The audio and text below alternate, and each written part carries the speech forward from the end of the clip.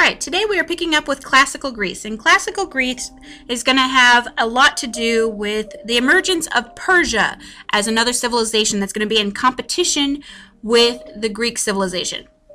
So Persia wanted to expand. It had already taken over most of Asia Minor, which is kind of like Turkey and Afghanistan and that region, and it had gone all the way up to the border of India. So they were continuing to expand east, but now they wanted to expand west, and that's going to put them in direct contact with the Greeks. And so the first encounter that we're going to have, or that the Greeks are going to have with the Persians, is in 490 BCE. Emperor Darius is going to attack Greece. Basically just because he thought he could just roll over them. He had a very, very powerful army, and so he thought it would be no problem. So Sparta and Athens sort of joined forces. Sparta and Athens had both been approached by messengers from Persia, from Darius, that said that they should just give in. They shouldn't even bother fighting. They're going to lose. Why put their women folk through that of losing their husbands and their sons and that kind of stuff? And they said, you can show your submission by giving us a sample or a tribute of earth and water. And this is it's shown, the Hollywood movie 300. They show this in the scene that, this tribute or this messenger from Darius comes, and although in the movie it's Xerxes, so they have a lot of historical facts wrong in the movie, but anyway, that this messenger comes from Persia that says, give us water and earth, and we won't come and destroy you, that if you submit to us we won't have to kill you, sort of thing. So Sparta is going to say, I don't think so. And Athens is going to say, don't think so. And Sparta is going to throw the messengers into a pit, and Athens is going to be the ones that kick them into a well. So again, another thing they get wrong in the movie. But basically telling these messengers, go collect your own earth and water. We're not going to give it to you. You'll have to come and take it from us. And so Darius attacks Greece, and Persia loses. He ends up losing at the Battle of Marathon. And so he is forced to retreat. And then he dies. And his son, Xerxes, is going to try and take his father's place and take over Greece. So 10 years later, in 480 BCE, he decides to come to Greece to try and take it over. And so Sparta is going to make a defensive alliance with Athens at that point. They're going to say, we just need to join forces and kick them out of here for good, kind of thing. So you have the Spartan army, which was one of the best in the world at the time, and you have the Athenian navy, which was one of the best in the world at the time. So you have these two very incredible, strong forces that are going to go up against the Persians. And Greece decides, well, we're not going to sit back and wait for Persia to attack us. We're going to attack Greece, or attack Persia. Sorry, Greece attacks Persia. And so they go on the offensive. And it goes back and forth for quite a while. Athens gets burned. So Athens is attacked by the Persians, and it gets burnt to the ground.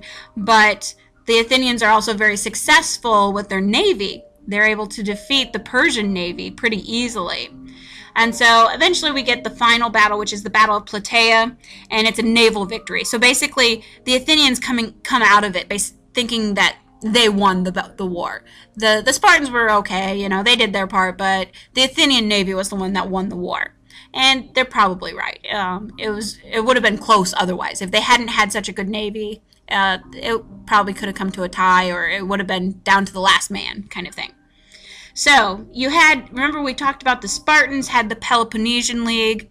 The Athenians are going to create their own league because now they feel that they're in competition with Sparta. So they're going to create what's called the Delian League. And the Delian League is a military alliance of Athens and its neighbors. And so as they are freeing the islands around them from the Persians, they're pushing the Persians back with their navy because it's islands, so they need that navy, and they're pushing the Persians back as they liberate them. They're basically saying, you need to join our group and we'll continue to protect you. So it's kind of like not an not an obvious threat, but it's kind of a threat that if you don't join us, then we're just going to take you over. So was there really a Persian threat? Not so much, but the Delian League is formed and they get money from it. Pay us some money and we'll continue to protect you from the Persians, sort of thing. So they kind of use that as a backup. So you have the Delian League that is led by Athens and the Peloponnesian League, which is led by Sparta. So as this goes on with the Delian League, we will see Athens continue to develop in its democracy. They will have a leader named Pericles, who is going to introduce a direct democracy to the Athenians. The assembly, remember, that was made up of 500 citizens that were going to advise the king. The assembly is now going to be the main law-passing or law-forming body. So they make the laws, they decide on war, they decide on foreign policy. They really, really encouraged lower-class participation in government, that you actually wanted to be on jury duty. It was considered an honor to do that. And so you would pay to serve on a jury, because you wanted to do that. That was experience for you, and then you could move up in the social life.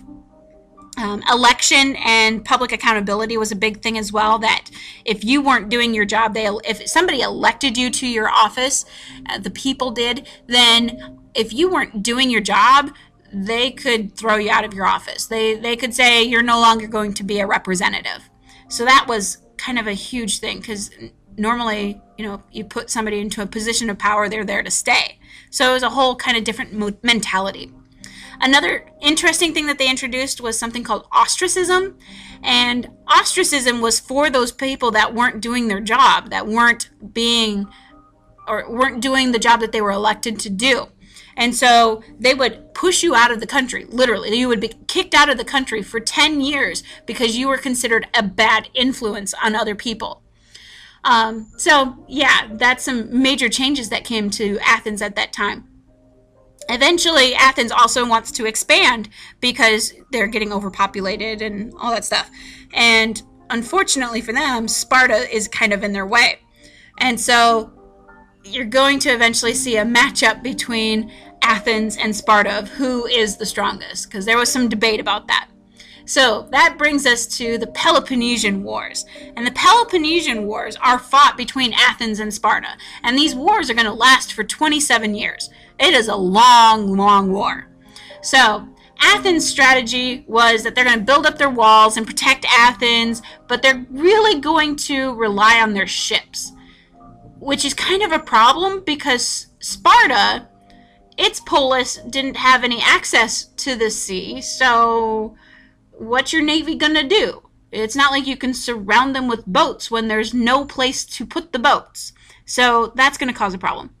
The Spartan reaction to this is just go and attack Athens. And so they're going to burn their food supplies, they're going to burn their fields, destroy their animals, and their military is going to go out and go after them. And for the Athenians, they're kind of holed up in Athens. They have no other place to go. They had built up their walls, and they're going to stay behind them and be protected. And they had no way of knowing this was going to last this long, 27 years. But eventually, disease is going to take its toll on the Athenians. About a third of the Athenians die just because of disease. Not because of battle or anything, because of disease. And so a truce is going to be called, and kind of like a ceasefire. And this ceasefire will last about 10 years. And then Athens is going to invade Sicily.